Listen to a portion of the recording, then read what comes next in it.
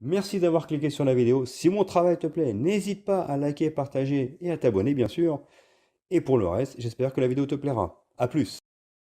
Bonjour à toutes et à tous, c'est Stélé68, j'espère que vous allez bien les amis. Oh punaise, mais comment j'ai les boules, je vais être sanglant, je vais être honnête.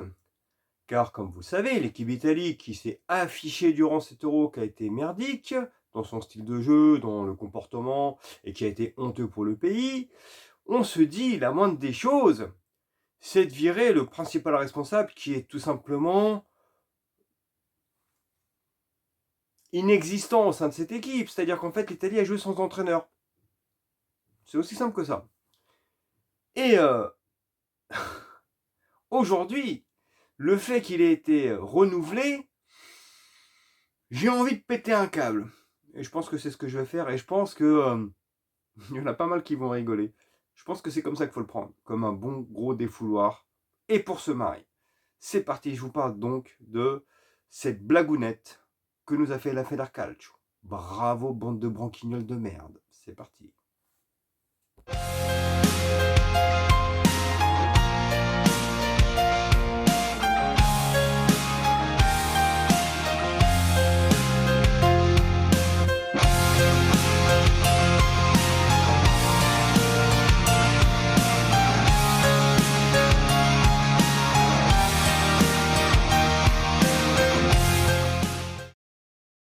Et donc, les amis, à l'unanimité, que ce soit avec mes cousins, mes frères, mes amis, on se disait, bon, vu qu'on s'est affiché, qu'on a joué sans coach et que l'autre il a dit de la merde dans la conférence d'après-match, logiquement, c'est pas le pute, c'est comme ça que je l'appelle, moi, cette merde, donc c'est pas le lait, tiens, en l'occurrence, pour ceux qui ne savent pas comment il s'appelle en vrai, il va dégager.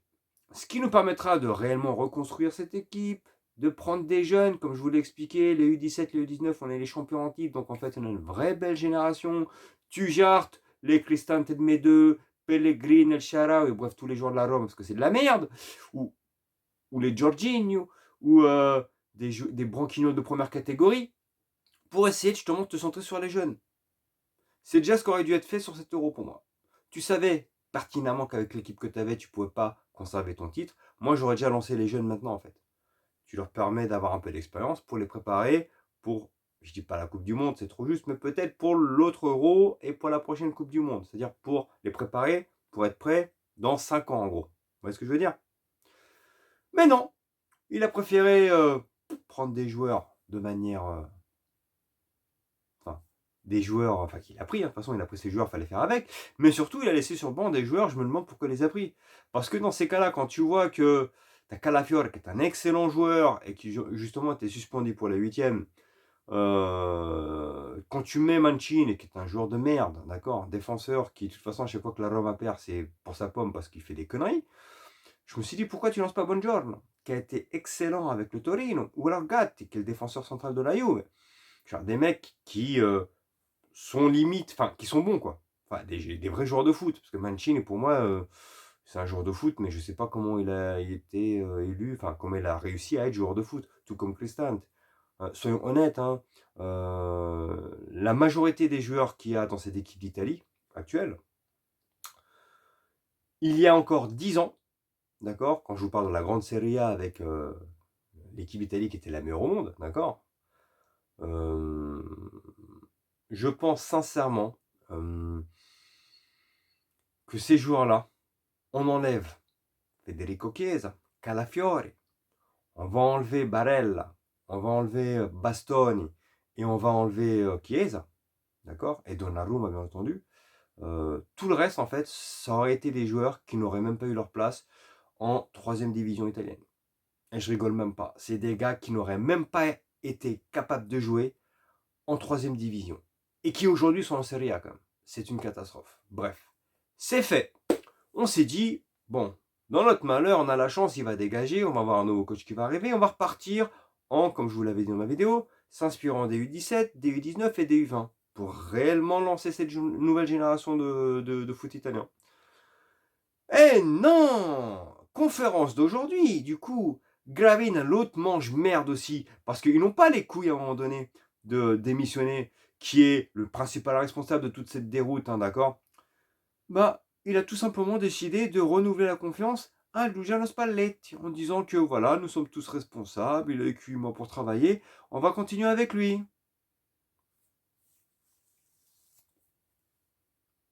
Enculé. Voilà. M'en fous. Je le dis qu'en italien. Je vais même parler en italien parce que je suis tellement énervé, j'ai envie d'un. Voilà, je vais parler en italien comme ça.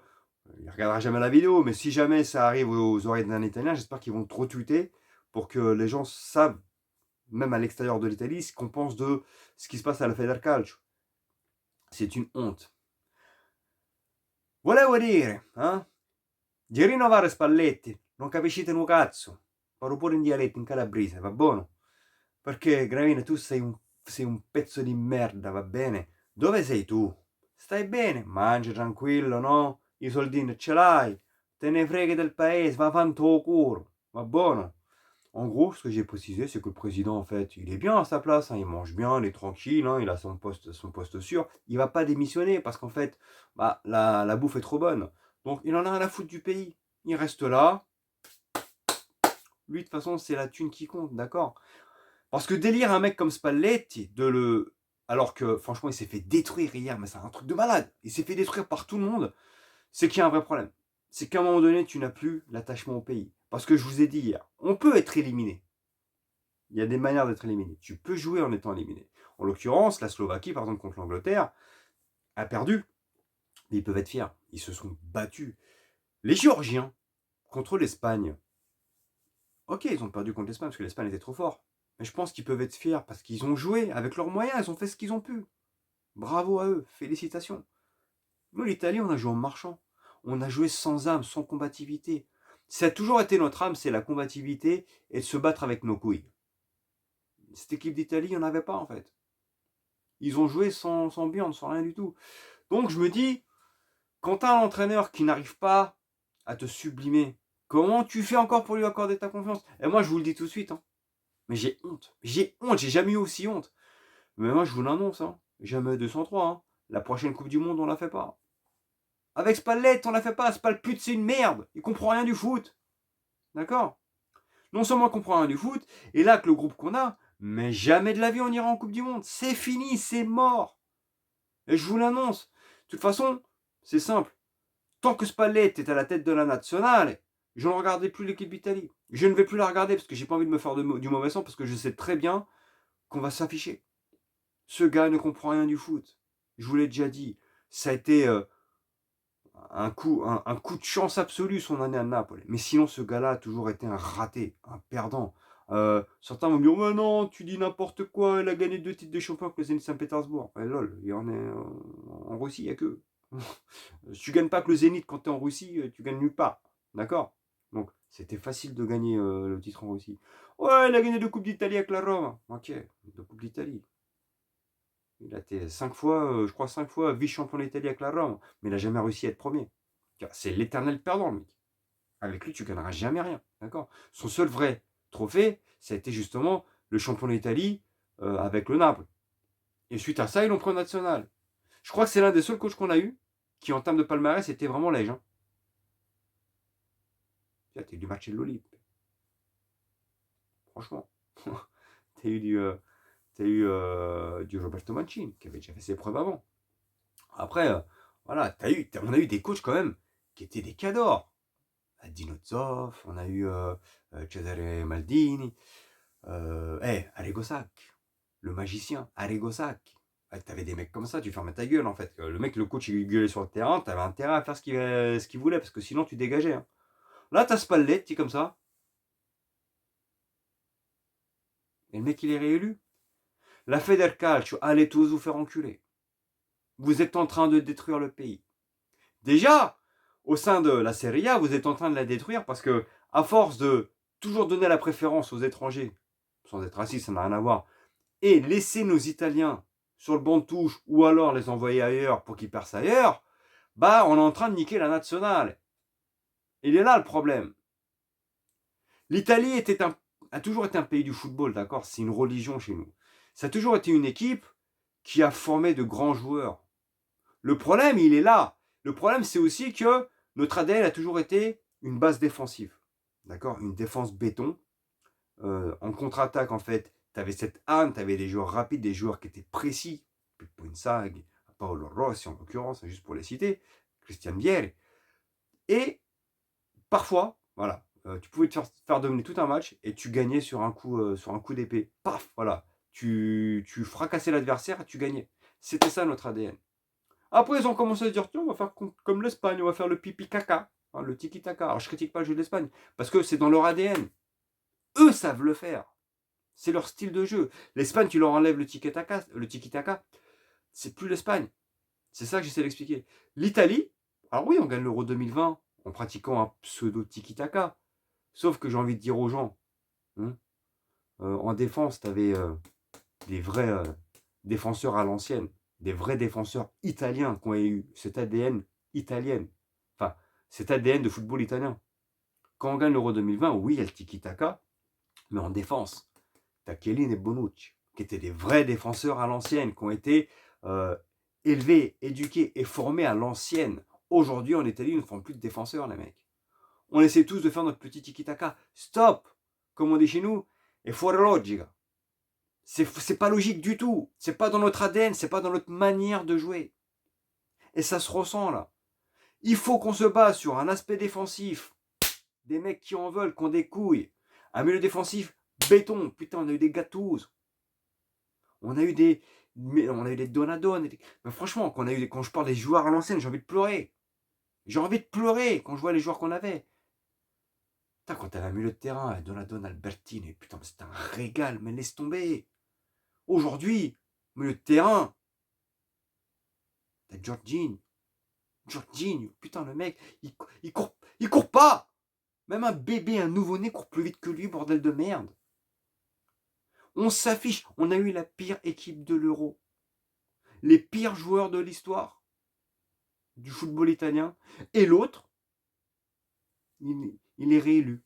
Il va changer quoi? Ça fait quoi de renouveler Spalletti encore, de lui accorder de nouveau sa confiance? Je vais vous l'expliquer, c'est quoi? C'est que l'Italie ne fera pas le prochain mondial et on va encore perdre du temps. Parce que Spalletti aussi, moi je lui en veux. Parce que si tu as un peu de burn, si tu as un peu de savoir-vivre, si tu aimes ton pays réellement et que tu admets que tu es une merde, de toi-même tu dis je démissionne. J'ai failli à mon devoir.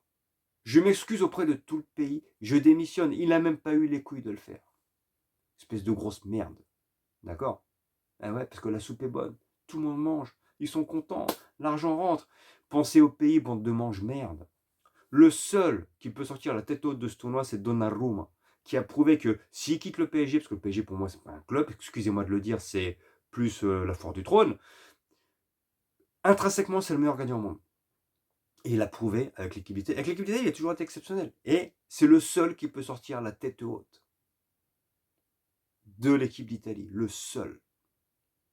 C'est le seul qui a demandé pardon au peuple. Alors lui, pour le coup, il demande pardon alors qu'il n'a rien à se reprocher. Et les autres, bah les couilles. De toute façon, c'est une génération de merde, d'accord, qui n'a pas les valeurs qu'avaient les joueurs que moi j'ai aimés. Et aujourd'hui, j'en veux à la Federcalcio, j'en veux à Spalletti qui n'a pas eu les couilles de démissionner. Il y a toutes ces merdes là, de toute façon, toutes ces magouilles, ça me saoule. De toute façon, je ne regarderai plus l'Italie tant que ce gars-là sera encore en poste. Voilà tout. Sur ce, je vous laisse.